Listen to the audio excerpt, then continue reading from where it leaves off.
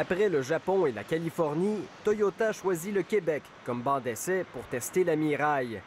Ce véhicule à hydrogène, lancé en 2014, se recharge en 5 minutes et possède une autonomie de 500 km.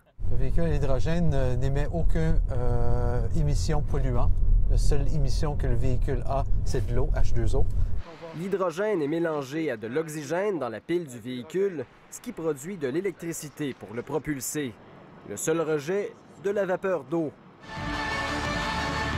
En vertu d'un partenariat, Toyota va fournir 50 Mirai qui s'ajouteront à la flotte de véhicules du gouvernement.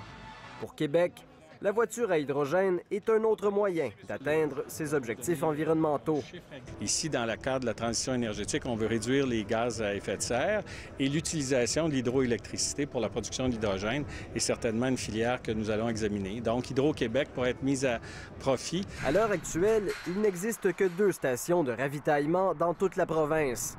Une à Brossard, dans les installations de Toyota, et une autre à l'Institut de recherche sur l'hydrogène de Trois-Rivières. D'ici l'automne prochain, Québec financera la construction de 2 nouvelles stations.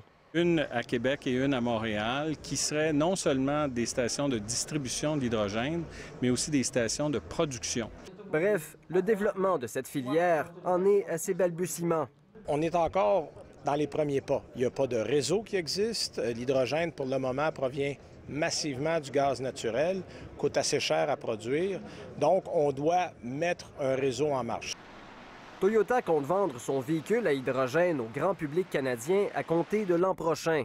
Mais le prix pourrait en décourager plusieurs. À l'heure actuelle, la Mirai se vend plus de 50 000 $ aux États-Unis. Et pour le moment, faire un plein d'essence coûte moins cher qu'un plein d'hydrogène. Mais tout ça pourrait changer au fil des ans. Ici Olivier Bachand, Radio-Canada, Montréal.